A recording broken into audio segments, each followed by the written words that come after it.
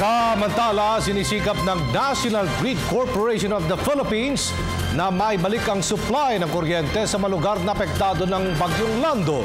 Si George Bandola sa detalye. May ilang lugar na lang ang wala pang serbisyo ng kuryente dahil sa Bagyong Lando sa Luzon. Halos nasa 50% na raw ng repair and rehabilitation gawa ng National Grid Corporation sa naapektuhang 499 circuit kilometer na 230 kilovolt transmission lines, habang wala pang update sa mga 69 kilovolt lines na siyang direktang nagdadala ng kuryente sa mga power distributors.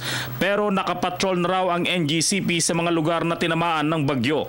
Sa mga malalaking facilities na ibalik na sa normal na operasyon ang dalawang Bolo 500 kilovolt substation na nagdadala ng kuryente sa malaking bahagi ng Northern Luzon. Gayon din ang dalawang 500 kilovolt na transmission lines na naunang nagkaroon ng minor damage sa Tayabas at San Jose.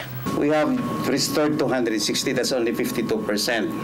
Now for the 69 kV, we have the total of more or less 950, but until now, we don't have the exact because we're still waiting for the we have our damage assessment team in charge for this, coming from different districts and MTDs. Of course, our transmission lines, linemen are there in the field to check the 69 kV lines. Subalit habang hindi pa nakakalabas ang Bagyong Lando, binabantayan pa rin ng NGCP ang dalawang 230 kilovolt transmission lines sa Lawag at ilang 69 kilovolt transmission lines.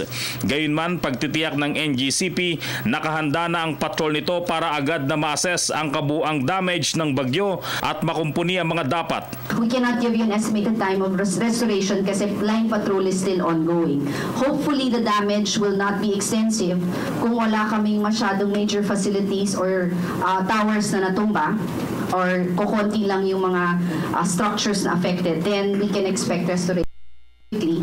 Para sa Telebisyon ng Bayan, George Bandola.